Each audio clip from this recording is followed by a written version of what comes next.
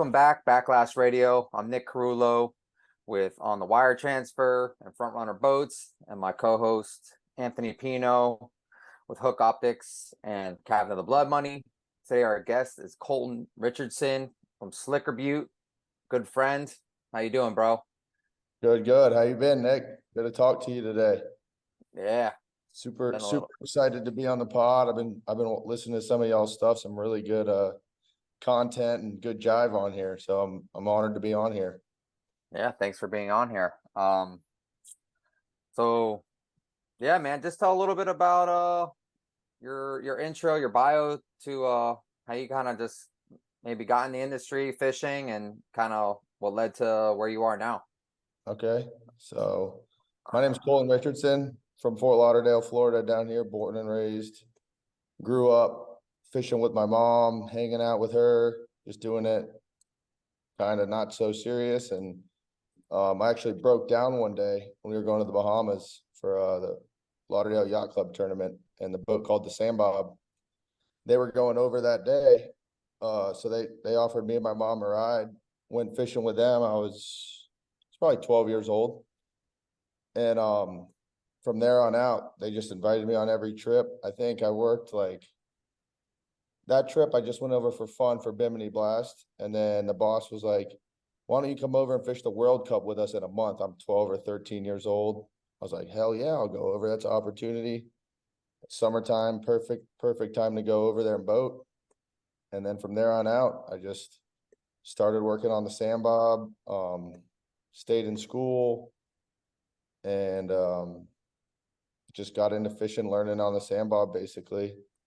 And then from there, I mean, we just started going fishing tournaments all around Florida, Keys trips, K-South trips, all that good stuff. And then back to high school at the end of the summer. And after that, just kept fishing with them for all the stuff. They kept inviting me. So that kind of got me into it. Meeting everybody at the tournaments, getting in the industry, meeting everybody. And what else? Came back. What point had you always wanted to start a clothing line, or is that something that kind of sprung on just later? No. So when I was in high school, years after I'd been fishing on the Sandbob, I started taking videos, and this is how Slicker Beaut started. I was driving down the beach, and for all of us that aren't from South Florida, can we talk about what Slicker Beaut itself means, so we can inform the rest of the people that don't live in the 305 and the Keys? So Slicker Beaut, slicker, like when it's flat calm, it's slicked out, slicker day, beautiful, short for beautiful. So Slicker Beaut. The LLC is 10-10 Slicker Beaut. So 10 out of 10, like, oh, today's a 10 out of 10. We're slicked out down here in the 954. Nick's down there in the 305. And it's just the best. It's good to go fishing. Sometimes it sucks when it's super slick, but so that's what slicker is. 10 out of 10 is rating the day. Perfect day. Absolutely slicked out. Slicker Beaut. Yeah, Slicker man. Beaut. Yeah, baby. So you get Slicker Beaut days up there, Anthony? Oh yeah, we get plenty of them. More than people describe, man. Because we got to go so far. So the days that we don't, like the days that aren't slicker or halfway nice, we don't go fishing because it's so it's such a shitty experience. So yeah, we get plenty of nice days. I remember my first time fishing up in the Northeast or Mid-Atlantic, fishing the Big Rock on the Sandbob. And I mean, our first day going, I was like, these guys are nuts up here. They run 100 miles every day to go fishing. We were fishing the other side of the Gulf Stream. And I mean, we untied the boat and I sat up there and rode out. I was like, holy shit, how far are we going? Yeah. So, and there's very few Slicker Beaut days in the Big Rock, that's for sure. They don't even know what that's like down there. So crazy. So back to how I started Slicker. I used to just take the beach to school and take videos like, oh, it's slicked out today on my Snapchat, posting it. All my buddies would see it. Started catching on. And I mean, I was rowdy. I would wake up at 30, 40 minutes before I had to leave and get on the beach and just drive my truck, and I don't know what, but I was wired every morning, just so excited to go to the beach, and it was fun. Or just scream and yell and blast music on my way to school every morning. So started to catch on, made some shirts for my buddies, and then sold them to them. Didn't give them to them. They all bought them. So shout out to all my boys that originally bought the first shirts, and then just kept going from there, making designs, learning manufacturing, seeing other people, how they do stuff, learning from them. So here we are. Nice. Here you are. And now you probably do what, like every boat show, trade show, ICAST. I mean, it's nonstop.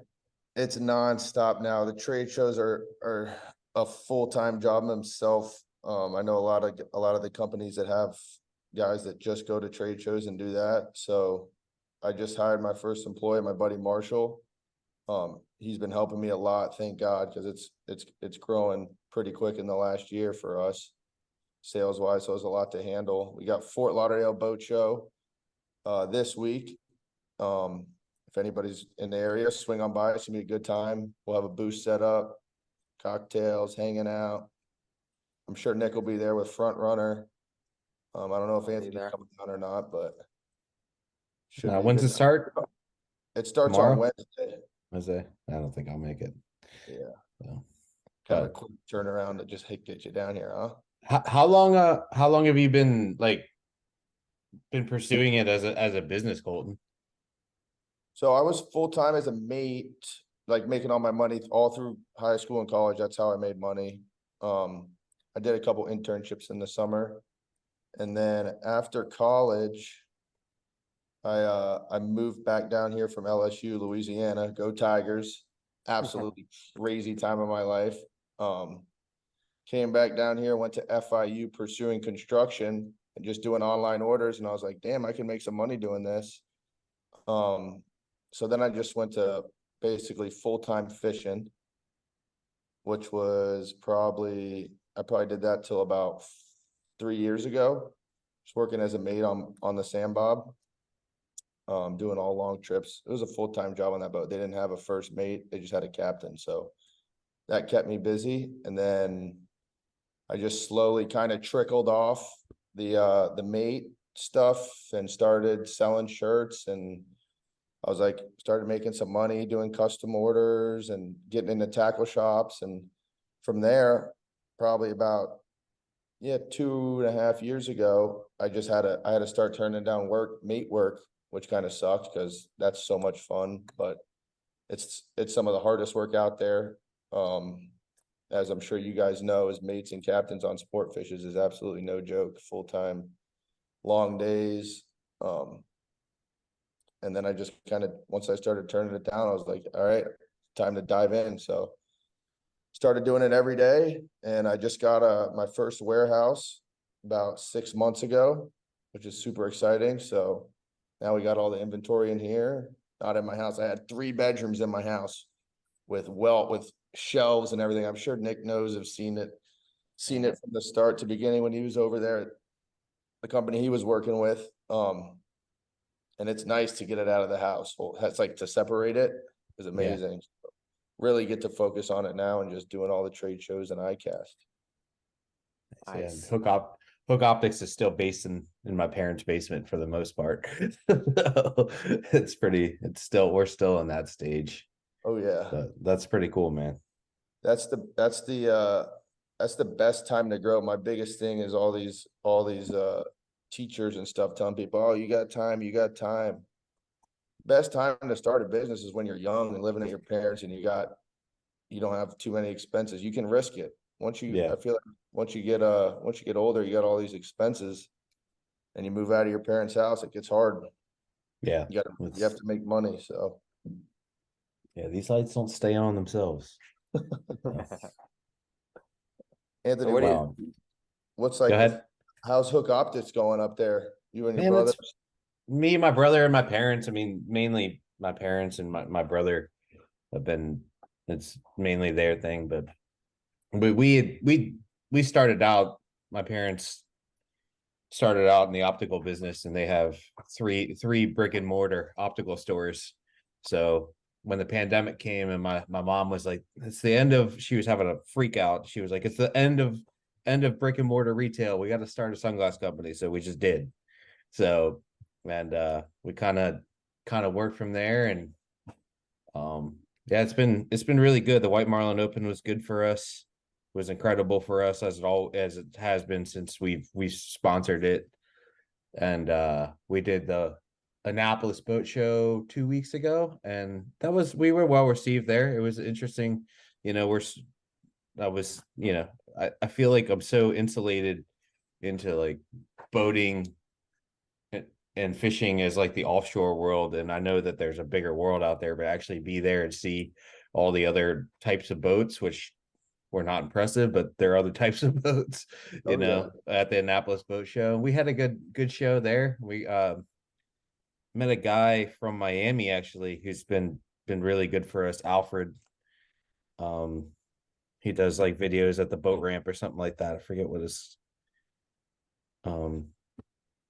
but we met him, and he's been fantastic working with him these last couple of weeks. So that meeting him in itself was probably worth it, but it was all good. And it's never dull, that's for sure. It's always a problem. So, but Cool. Well, that's exciting. I mean, I've seen it grow like crazy. So it looks like it's doing well. I remember the first time I saw your brother up there at the Big Rock, we were right next to him, yeah. cracking jokes and bullshitting the whole time at the Big Rock landing there. Mm-hmm. I remember like a hurricane came through and blew our tents all over the place. Yeah. Oh my God, it was madness. I was fishing the tournament too and trying to run my booth. Can't do that again. I was stressed out way too bad. Yeah. A lot. Yeah. What about you, Nick? How's the sailfish season looking for you this year, and the winter wahoo fishing coming up? Well, hopefully, I mean, I already signed up my buddy's boat to go fish your tournament, so as long as I don't get booked for anything, I'll be heading over for that. Okay. Yeah, I mean, sailfish showed up. I wasn't expecting some good fishing already, but fishing's been good. Tito caught 10 on Sunday. So it's pretty good. Sales. Rail and sales. So I don't know. It's Maybe gonna be a good year. It's gonna be good for you guys. I know it. It's too many sales on the East Coast, and they're all gonna make their way down there. So It just seems like there's a bigger body on the East Coast in general, Mhm. Did you say a body, or is that a bobby? Like A Nick? body. Oh, body. Okay. Because they're railing them up. They're still railing them up there, and I'm sure Charleston I and know they Morehead were. City, they're still And getting them. Yeah, That was crazy, huh? Those guys were catching 20 fish up there. Yeah, they're still the outnumbered out of Wrightsville Beach. I think caught 10 and missed a blue, or 8 out of 10 and missed a blue. And the Intense was out of Charleston fishing their way home, fishing on the way back, and they had a couple days where they had double-digit bites and a blue marlin bite too. So hopefully it kicks on for you guys. Hopefully you guys have great fishing. I think I love the winter time. The wahoo fishing, the sail fishing is so fun. I know Nick just mentioned he's coming over for our tournament. We got the Slicker Wahoo tournament December 9th, and it's going to be a good turnout this year. Last year we had 30 boats. We paid out over $100,000. This year we're expecting 50, and we jacked up some of the Calcuttas. So there's about, let's see, 5, 6. There's about $6,000 in Calcuttas now getting across the board in that, plus your basic entry.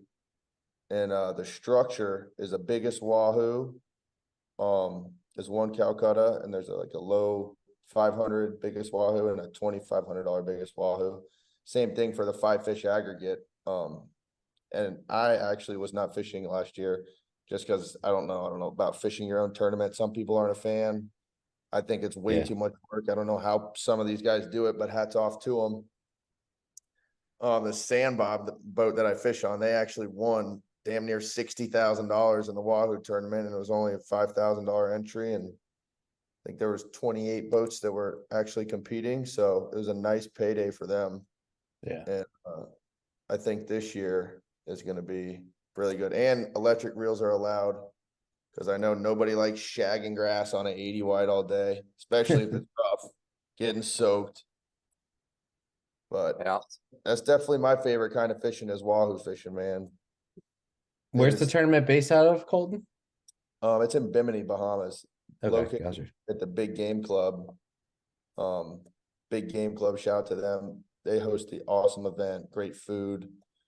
And we have United Yacht Sales, who's the title sponsor, so they're allowing us to do some really nice stuff this year. Big payouts, big trophies, and It's one day, right? yeah, one day, and there's 100 mile boundary, statute mile, I think it's 100, it's a 100-mile boundary. Lines in at 6:45, lines out at 4. And the Good reason, golly. yeah, It's long a day. long fucking day. So a lot of the center console guys bitch about the 100-mile boundary. Well, no shit they do, because their boat goes 100 miles an hour. They can run anywhere they want. These freaking guys run down damn Case-Al. Some of them go down to Cat Island from Chub Key. I know they were doing that in some tournaments. It's like, okay, at some point you gotta limit it and make it enjoyable. You know what I mean? Who the hell wants to run 200 miles to go catch some wahoos? I mean, there's got to be some fun behind it. I understand. Okay, you want to win. Okay, yeah, you can. But these big boats, if you want all these big boats in it, back in the day, they used to have 100 big boats in some of these wahoo tournaments. So until they took out the boundary rules, all these big boats, they couldn't compete anymore. They can't run 150 miles, 200 miles. They're not all from the Northeast like you, Anthony. They're not psychos. Yeah. So What time do you have to be back in? I want to say you have to be back in by 7. So it gives you whatever, 4 or 5, 6, 7, 3 hours to get 100 miles. That's doable. Everybody can work with that. If you have to leave a little early, if your boat's slow, leave a little early. I mean, if you don't, Should make it 6, and then I'll make it a little more. I yeah, think people have to play it a little smarter. yeah. So last year, the boat that won, because I require you have to video it. So you have to video your GPS, and then I get to see the video where everybody's fishing. So when I want to go fishing the next weekend, I'm dialed in. I know where the shit's biting at. So just to keep it fair, so some people don't cheat. Not that anybody would, but if there's any questions, it's clear as day. This boat that won last year at like 7:15 or I don't know, 7 o'clock, like 20 or 30 minutes after lines in, they hooked a triple of like 50 pounders, and it was a smaller Donzi. They caught all 3. They caught like 6 or 8 more fish, I think, before 10, 11 o'clock. They were at the weigh station, literally right at lines out. They didn't even wait. They didn't even fish the whole day. They're like, screw it. And they're fishing right close to Bimini pretty much. Wow. So pretty impressive on them. The Sam Bob that won the biggest fish that took them the most money, they were a good ways away. They were 90 miles out, which is pretty impressive for a big boat like that. But they made it back in time. All their video checked out. And congrats to them on it. Where were they? What secret spot were they at? They were way up to the north. I'm not exactly sure where. I could look back and see. But good on them. It's pretty impressive. Yeah, it's pretty good. Wild. Are most of the boats center consoles that fish the tournament, Colton? Last year we had 8 or 10 sport fishes in it. Gotcha. So majority last year were center consoles, but I don't think my rules were as clear to the public that there's a boundary to these big boats are like, oh shit, now we can compete. So there's already big boats signing up this year. And I'm looking because there wasn't a boundary before. There was, but it was my first year. So all the big boats, I think, just kind of look at wahoo tournaments like, screw that. We're not fishing that. All those guys that run 100 miles an hour are going to win running all over the place. So now that it's kind of known, I think a lot more big boats will get involved. Get some skin in the game.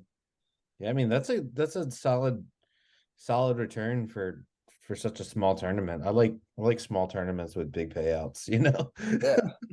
Like even though it's not $1 million, your chances of winning whatever money's available is a little higher than say 1 in 400 or 3 in 420 boats, you know, to cover your costs at least. It's crazy how many. I mean, I think that all across is like $7,000, and I'm hoping that we pay out $250,000 this year, That would be amazing. which would be awesome. And that's based off about 50 boats, and that's not even all of them across the board. That's just a majority of them are across the board. So it Pretty should. good. I wish I was fishing, man. I love whacking big wahoos. It's so fun. You've done some cool trips, Southern Bahamas, and caught some studs. Talk a little bit about that. Yeah, 2 years ago I was down in the Southern Bahamas, and I mean it was insane fishing. We caught some bruisers. We had a day we caught 18 fish. We kept 18. No, I don't even know I think we kept 12. We caught like 18 or 20. Every single one of them was over 60 pounds. Probably 5 or 8 were over 80, a couple 90s. And it was like that for a few of the days we went fishing down there. Just unbelievable fishing. Catch kudas. And then like the kudas would turn off, almost like wahoos moved in, scared them. I don't know what, but the kudas would turn off and you just start catching them. Kudas would turn. The kudas down there, no joke though. They're like 40 pounds, 30 pounds. They got teeth that are like 4 inches long. But the wahoo fishing was impeccable for us down there. I was blessed to do that. We caught 2 over 100 that year, one in San Sal and one was in Harbor Island on the planer on a lunch cruise when we weren't even supposed to wahoo fish.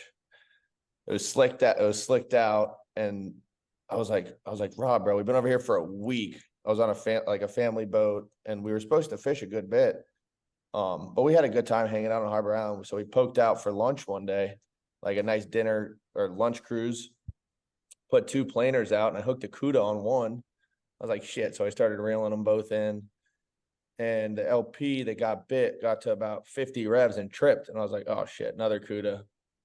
Push a drag up, start reeling it, comes up to the leader. And I grabbed the leader 100-pound from the planer to the sea witch we were trolling. And I grabbed a hold of it. I was like, holy shit. I was like, this thing's heavy. This must be a giant cuda, like the cuda of all cudas. And I didn't see it, but it hauled that straight down. I was like, oh, it must be a yellowfin or something, because I know they catch a bunch of them out there. We were kind of thinking that. So I let it all the way back out. The planer would come out of the rod tip, haul ass out to like 70 revs. Then the LP would then the planer would come back up. I fought it on the hand line probably for 35, 40 minutes. The LP never went past 100 revs the whole fight.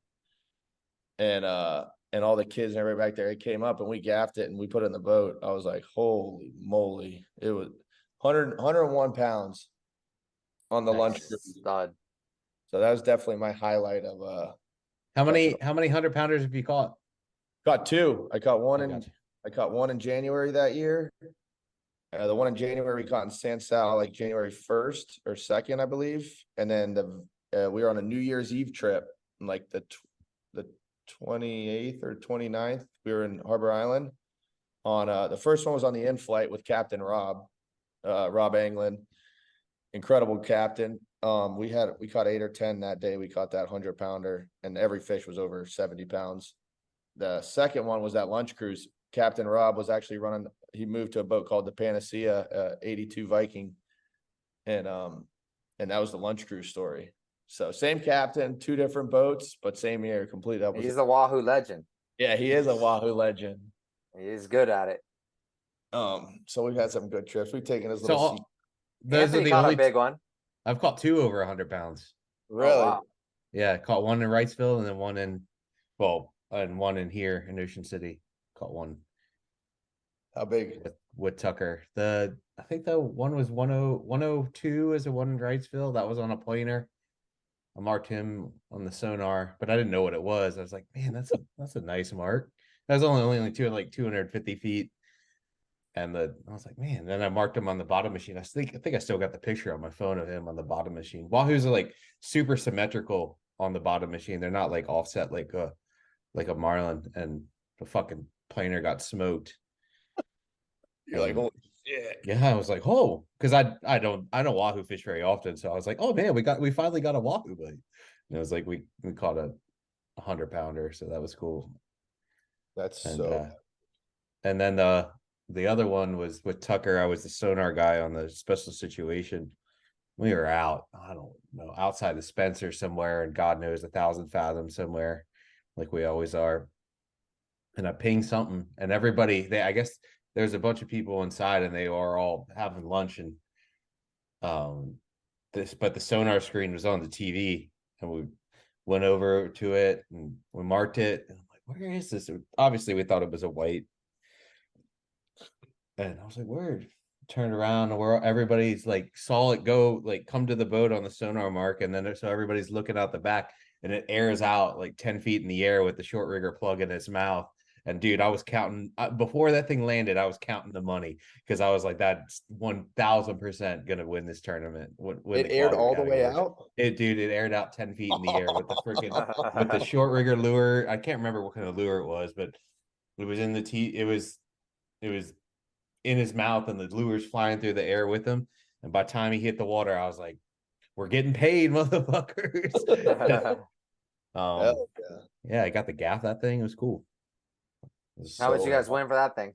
I think it was like $70,000 or something like that. So the cut was, I was super happy with it for almost $1,000 a pound. That's a good payday, huh? yeah, it was good, man. Some expensive sushi. Yeah. I mean, we barely covered the fuel bill for that, but for the day on that thing, 210 gallons an hour or whatever it is. But, you're used to it on the standby, though. Sure, the thing burns plenty of fuel. Yeah, well, I don't look at that stuff though. I just fish. I looked at it, and I think that tournament I got on the boat, and like he had let it warm up for like maybe 20 minutes. We were kind of waiting on people, and then by the time we got out the inlet, I was like, I looked up, and both of the engines said 6 gallons. I was like, we burnt 12 gallons. We haven't even got out the inlet. No, that was fun. Fishing with Alan Wooten and Captain Tucker and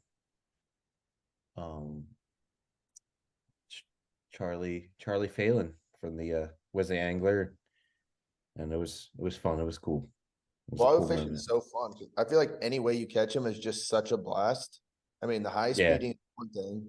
It's just it's so much fun because you don't have to rig bait. You can go with your boys to the Bahamas, drink a million beers, put the lures out, and it's like, okay, you catch them, you clean. It's an easy cleanup. You coil up 5 or 6 shock cords, put your leads away, put your lures away, no bait, and it's effective. It's not like you're half-assing it. You know what I mean? Yeah.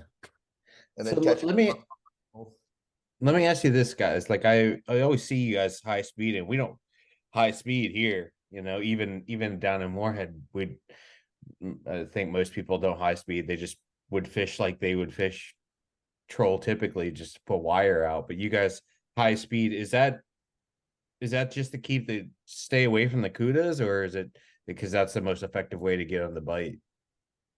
That's just the way that I was taught, I guess, that's how people did it. I learned from when I was on the sand bob, they did it like that, and fishing with the mate Jeff, that's just how I did it. I never experienced with other stuff until fishing with other people down the line. And I still haven't done a whole lot of like planer fishing for him, a couple here and there. Yeah. But I know there's so many different ways to target them. I mean, you can live bait them in the Bahamas down in Case-Sal. We did that on the in-flight, just airing out, like you said, like on your plugs, but like you're going slow and you're just sitting there and it's like hot, bobbing your head, and they just they launch out of the water. And then I guess, I don't know how that's just how I was taught, I think. Yeah. Apparently, the faster you go, the cudas get away, but I think that's bullshit because I've cut the cudas going as fast as the boat could go, I feel like. Yeah. We had good fishing here for wahoos. There was a boat, Chris Ragney, captain out of Indian River. They caught 10 or 11 one day out of here just a couple of weeks ago while we were at the Miami boat show. Caught 10 in the morning before this big ass cold front came. It's pretty Miami Boat badass. Show.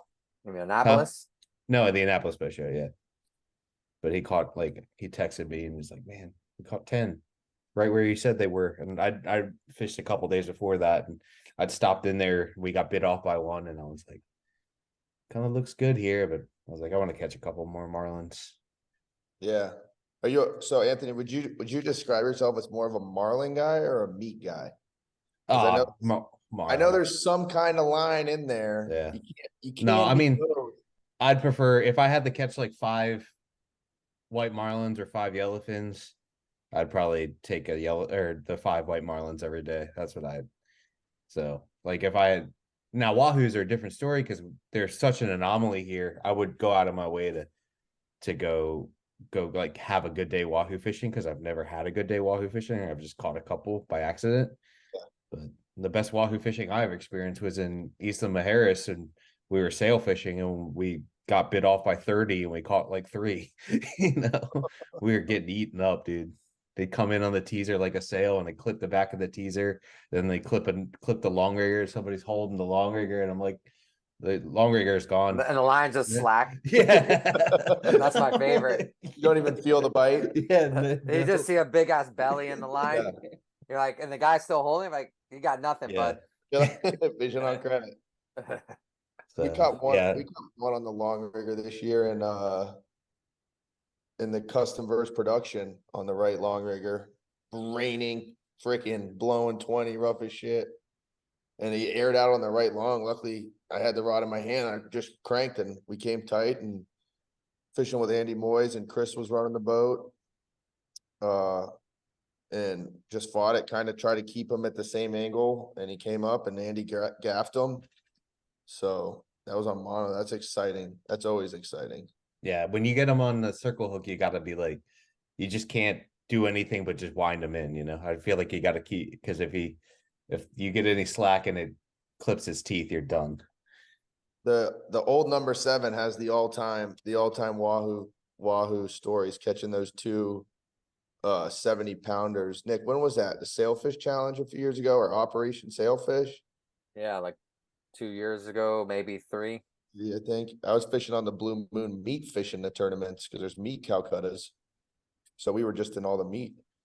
And of course, the second day, I mean, we did pretty good on the Blue Moon with the meat wise, because there's everybody targeting sailfish, and we targeted the meat, fish and wire. And I remember they caught those 2 70-pounders or 80-pounders, whatever it was, dusted the fleet. We were like, holy shit. Both on mono. Yeah. Same day. Pretty crazy. Crazy. Impressive. Nick, you Yeah. got any wahoo catching stories? We haven't heard much any wahoo stories out of you. Yeah, I got a couple good ones. My biggest one ever is sail fishing off Miami, 30-pound, no wire, like 73 pounds. Woo. Have you I'll shot never many of forget. them? Shot quite a few of them in the Keys. Yeah. That's fucking badass. Seeing them in the water is a whole nother beast. They're fucking just beautiful, No shit. I didn't know beautiful creatures. But yeah, that one was cool. I didn't really realize what it was, or at least how big it was. And I remember like fought him for like probably 20 minutes or so. And I'm like, what is this thing? And I kind of like locked the drag up, and everyone's like, yo, what are you doing? Like, I'm like, dude, we're sail fishing. I'm not here to. I remember like kind of put the brakes on it. The rod was doubled over. Everyone's like, couldn't believe what I was doing. And I just like planed this thing up, and no, we didn't have a gaff out. And all of a sudden, like you could just see the blue lines. And I mean, just all hell broke loose, and got him in the boat. It's pretty cool. Do you lose them a lot with the, like, you got to do you got the 15 feet of leader? Do you lose a lot right there at the boat when you're sail fishing? Yeah, because we hook them all the time. Sail fishing. I mean, you lose. I mean, you just they usually cut you off. More often than none. But you do lip hook a handful of them, and half of those you do just end up losing, like right at the boat. Yeah. Right when you get excited. Yeah. Yeah. But I caught like a 65-pounder with my dad on our 21 contender one time on mono too, which was cool. the biggest one we ever caught on that little boat. And the biggest one I ever seen was fishing the old the BBC's old blue marlin tournaments in the Bahamas. I was like 20 years old fishing with Ray Rocher. Jeffrey Lederman was the other mate, and I'll never forget this thing. Well, it piled on the left teaser, and you know, Ray's like blue marlin left teaser, and we had a ting 'em, and it was like just like 400-pound, you know, mono to a ting 'em. You guys know what that is. And I go and I put it over there, and you know, Ray's like, you know, here he comes, Nick, and thing just piles on me, you know, and go get a little rod angle on him, and rod comes slack, and Ray's screaming at me, you can't believe you missed him. and I'm reeling. I'm like, hey, nothing on here. I reeled in, and the 400 pounds just cut like nothing. And I'm like, it wasn't a blue. And Ray's like, yes, it was a blue. He's like, I saw him clear as day. He's like, the crimp must have pinched the line or something. Screaming, you know, and all of a sudden this thing just airs it out on the right teaser. I mean, takes the entire mackerel chain, everything, and I mean, Ray called it 130 pounder. Holy shit! I mean, Did this you thing. catch it? I mean, no, this thing ate everything. But it was still cool. I'll never forget that thing. Yeah. Crazy how big and powerful those fish still just jump out of the water like that, like 20 feet in the air.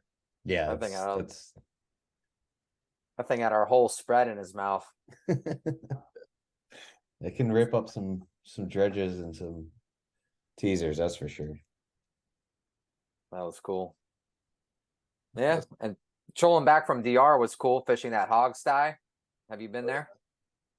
Yeah, I've been down there. Yeah, that was.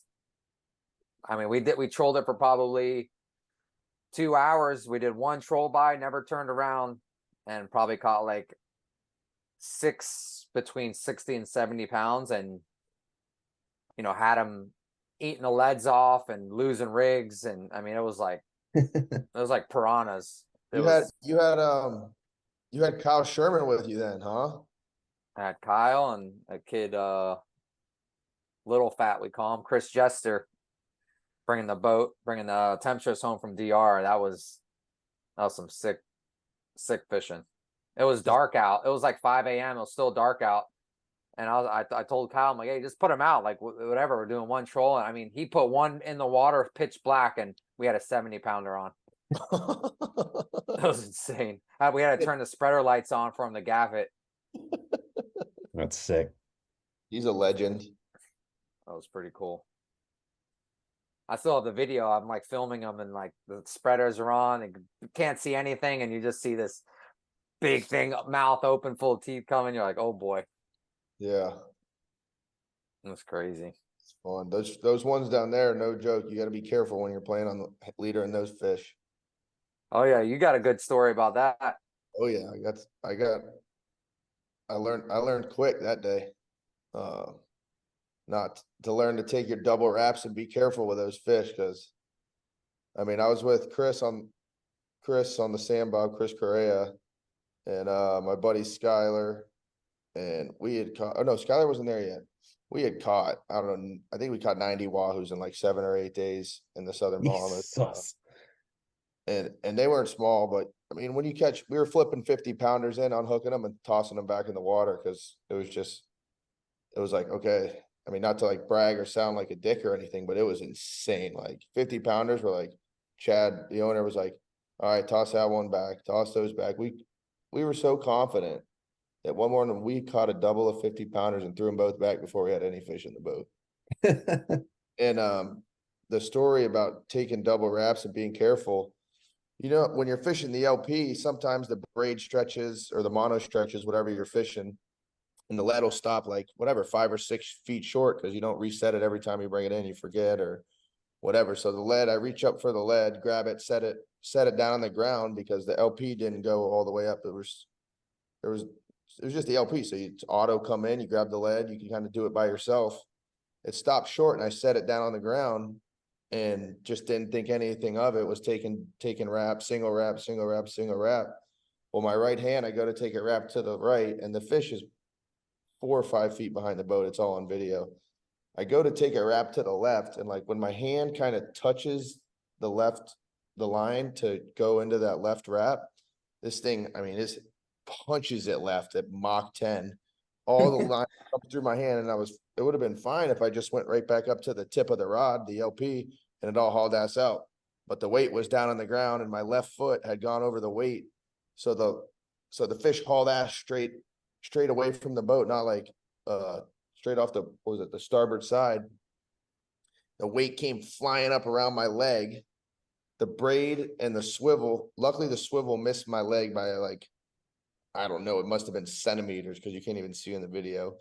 The LP came tight around the back of my knee and came tight to the weight, came tight to the wahoo, and you can see the whole rod double over in the gunnel to the back of my knee, and the line just the 100-pound braid snapped right on the back of my leg, and we were probably 100 miles from any marina. Yeah. And it filleted you open. And the braid cut through my leg so hard that it literally melted it. I didn't even bleed until the next day. It scabbed up real bad and whatnot. I still got a big purple scar there though. Damn. But if that swivel caught me, there was no telling what would have happened. I don't know how the 100-pound braid broke, honestly. That's crazy. So that was scary. I learned quick. And then I look back at the video and I'm like, oh, I mean, obviously everybody looks at it. Oh, well, why weren't you taking double wraps? Well, I'm not perfect. I was just wrapping up. We caught a bunch. I was, you know what I mean? I was just pulling it up into the boat. I wasn't thinking. I got lazy and paid for it. Was it a big one? I remember seeing that scar, man. That thing was nasty. Yeah, it was big. It was large. We didn't get it in the boat, but it was large. Yeah. It was every bit. Chris, the captain, always still busts my balls about it. He's like, that was the 100-pounder. We didn't catch a 100-pounder that trip. Like, that was it. So I don't know if it was a 100-pounder or a 70-pounder, but it was big. And Yes. And it Yeah, proved you're lucky on that one, dude. Yeah. So Catch an artery or something.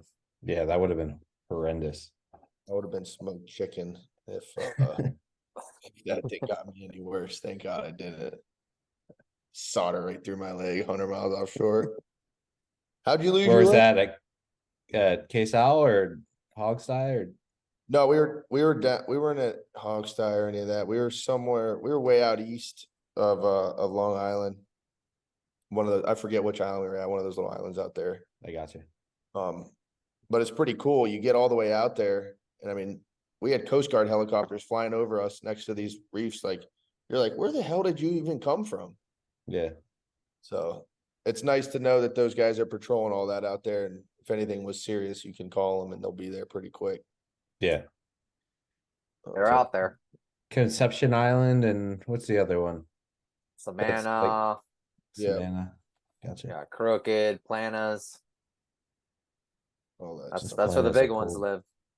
Yeah, all those southern islands. I mean, San Sal, Yeah. Crooked, Rome, Cat Island. Different kind of fish down there, that's for sure.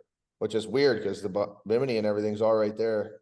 It's crazy to think that like fish are just so much bigger just a couple 100 miles away. Like, Yeah. I wonder what that is. Like, you don't catch 30-pounders there. No. No. Just happy they don't get much pressure down there, you know? Yeah. Yeah. They definitely they're allowed to grow that big. Yeah. On Bimini, they're not allowed to grow. Yeah. That makes sense.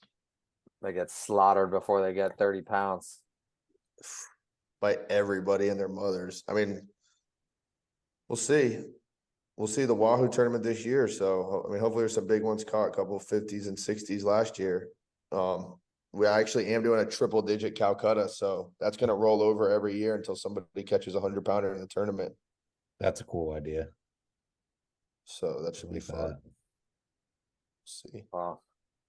Might be at $1 million one day. I know, that'd be nice.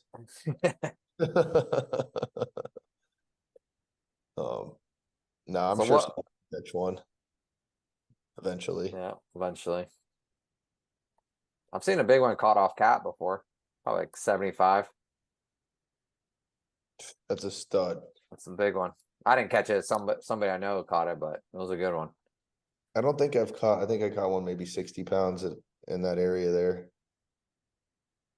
Crazy. Like, I don't like up here. I can't say that we caught many, but like I would say like the majority of the fish the wahoos that we've caught up here that I've caught personally are over 60 pounds. Like every one of them. Like I've won money twice in the White Marlin Open with 70-pound plusers, and then the other couple that I've caught were like big 100-pounders.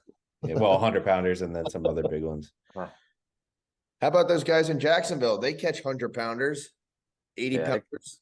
They don't even they catch straight giants there. Yeah, those front runner guys, they catch studs all the time.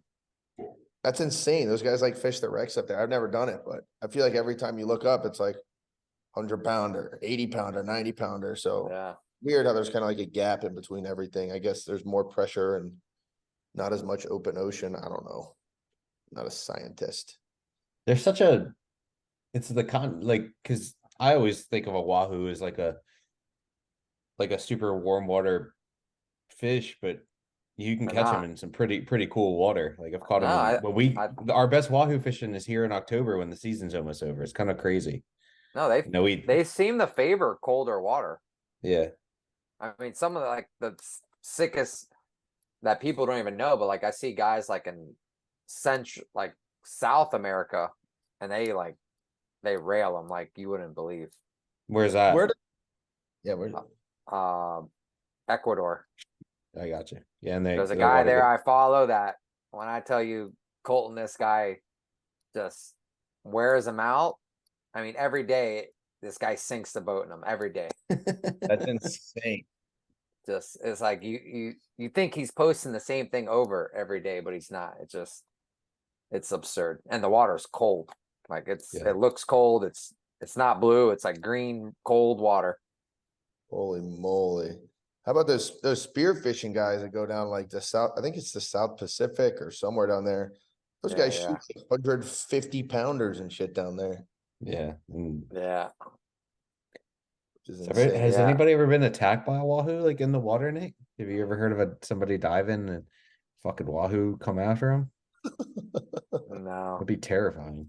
You wouldn't have much of a chance. I had one come after me, but it wasn't his fault. We went over on a day trip with my buddy Blake on his regulator, and we blew out a trim tab. About 11 a.m. we caught like 6 or 8, and we got lit on the way home. We were drinking vodka, Red Bulls, and beers, and hanging out. And when we got back in the inlet, we went to the yacht club and picked up a bunch of girls and went to the sandbar. And I tried to hold one up. Like we were taking group photos on the sandbar in Fort Lauderdale. We probably looked like giant idiots, but it was like a Wednesday or something. It wasn't even a weekend. I don't know what we were doing. And I hold like a 50-pounder behind my back, behind my neck, and around my arms, and it slipped out and cut me dead as could be, cut me wide open. I should have got stitches. I got about like probably bled all over the place after drinking like that. Oh yeah. It was not good. And never went and got it checked out or nothing, and went to Panama to Tropic Star Lodge like 3 days later. And I have the worst scar of my life down my leg because I should have got it stitched up. It's like a white gash, like 6 inches long. So that wasn't good. Wasn't the water's fault though. I haven't been attacked, but yeah. No, I got some big ones. Yeah, that Fiji South Pacific stuff's really cool, man. Holy moly. I could imagine just getting a real fishing program. Well, I'm sure Bad Company will be there at some point, but there's gotta be some big blue marlin and wahoos, some crazy fish down there. Yeah, the wahoos they have to have a long runway to land that mega jet they got. Yeah, I'm sure he'll get a helicopter or something. I think he's got one for the new yacht. They said the wahoos were crazy bad in Brazil. Like they would have to replace their lures like 3 or 4 times a day because I just got eaten up by the wahoo so bad. Yeah, see, that's far down there too. They're down there. The water's warm down there still Yeah, on yeah. that side, but I want to go there so bad. So fun going traveling, fishing. Yeah. Fishing new areas. Yeah. Especially like someplace like Brazil that's like super, like there's people who fish there, but it's still kind of untapped. But Yeah. everybody Oh, that it's goes there definitely says it's untapped. amazing. Oh. Well, what do you got next for Slicker Beaut coming up? Anything rolling out? New stuff? We got some sweet hats coming out at the Fort Lauderdale Beach. I'll give you guys a peek of them. So I know you guys aren't from down here that are with Anthony, but some Fort Lauderdale people, we came up with a couple cool new hats with like kind of the Fort Lauderdale logo. So Nice. these are going to be at the boat show. And then we came out with 10-10 hats offering custom hats. Talk a little about that. So 10-10 hats is a wholesale brand that I just created, launched about 2 months ago. And I just went for it. I started manufacturing hats and making these nice laser cut hole backs that are like fully waterproof hats. I got one on right now, and I was making them all for Slicker, and I was like, well, maybe I'll just make a bunch of blanks so that because everybody wants their own brand. Everybody's got their own boat, their own company. At the end of the day, that's what they want to wear. So we're offering that through 10-10 hats now, where you can send us your boat logo or your company logo or your brand. So we changed the name from Slicker so it doesn't compete with the retail space. Yeah. So other apparel companies will be using our blanks just like they use Yupong and Richardson and all these other companies. Just another option for them to see, which is exciting. And then Slicker coming out. We have a bunch of new hat designs coming out. And hopefully just keep working away, getting ourselves into more retailers and online and living the Slicker Beaut life, being slicked out. Slicked out. Yeah. Having cool people like Nick rock the hats and stuff at all sorts of places. That's one of the most rewarding things, is seeing cool guys wear it all around the world. Good fun. Yeah, it's pretty cool. I got my Slicker outfit and hook glasses. I know. I got a pair of hook glasses. I gotta start wearing them some more. I lose glasses so fast. That's it. I mean, I don't know if you lose hats quicker or glasses quicker, but you definitely will always be buying them. Yeah. Just good. Yeah, they do tend to the ocean get lost a lot. Yeah, the wind and the ocean. Got my brother side. There goes your glasses and your hat. My brother in the summer, he can whip up a pair of prescription glasses pretty quickly. And if there's any sort of swell, people just get crushed at the beach, and we're just there to get them fixed up and send them on their way and go lose another pair. It's awesome. My brother does incredible work there at the store. And we started this thing, Nick. We'll have to get you a pair where my brother can engrave a certain logo in your lens, like at the top right of your lens opposite our logo. So he's got this new machine that has this engraver. It's badass. That's cool. So, like it does it on the lens. Yeah, it does it on the lens. Yeah. So like, for example, like if everybody on the boat wore like similar pair of hooks or something like that, you could just engrave your initials in there. Yeah, and initials or something, or your company logo. We just did one for that guy Alfred in Miami. That's sweet. So what's up with I saw something. Didn't you guys launch like a 305 glasses for some of the guys in Miami? Yeah, we got the side shield, the 305s, man. Yeah. They've been good. Nick, I was like, I saw all those guys wearing it, Jimmy and Nick and a bunch of other people down there. I'm like, John Lou, who runs the Sandman? John Louis.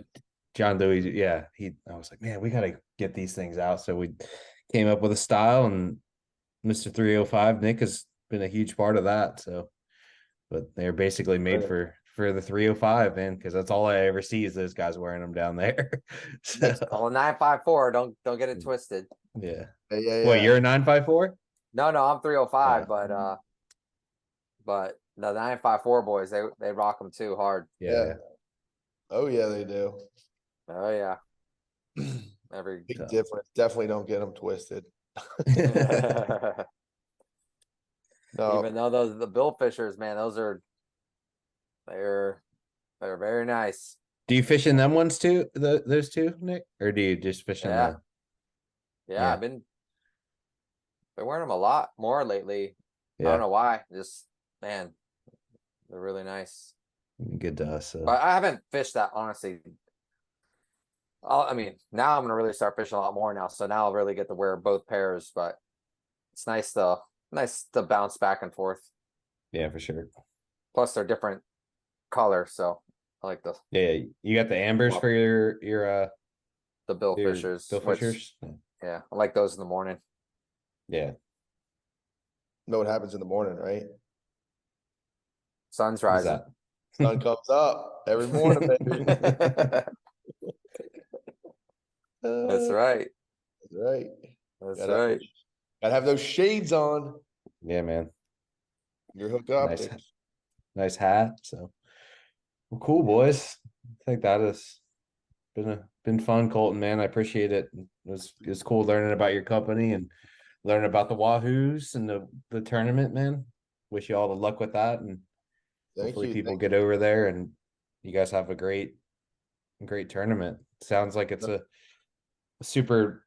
There's a lot of value in, not a huge entry fee, but a good return if you win. So that's awesome. Definitely would love to see some of the guys from up there coming down. Get some of those Northeast guys. Come see some Wahoos. I appreciate you having us on today. Having me on. That's fun. Thank you, Nick, for calling me earlier today. I'm glad we can make it happen. Yeah, absolutely. Good luck this week at the show. I'm sure we'll cross paths. Yeah, boys. Have fun. Sell some stuff, boats, sell some hats, shirts. Yeah. Oh yeah, check us out. Front Runner 2. I'll be over there. Good luck. Come on by. I'll be rocking my hooks. Now I should have had your brother send me some hook glasses though. Have a few pairs though. Yeah. Get rid of. Should have just came down there. Should have been more aggressive with it. But yeah. So, well, cool, boys. I appreciate it. Thank you, Nick. Thank you, Colton. Yes. Thank you, guys. It's fun talking about it. Stop by, check out all the brands, Slicker and Front Runner at the Miami Boat Show, and then hopefully or not the Miami, Fort Lauderdale. I'm sorry. And yeah, check out Hook Optics if you guys need new pair of sunglasses if you enjoyed this. So thanks. See you guys. Thanks, guys. Yeah.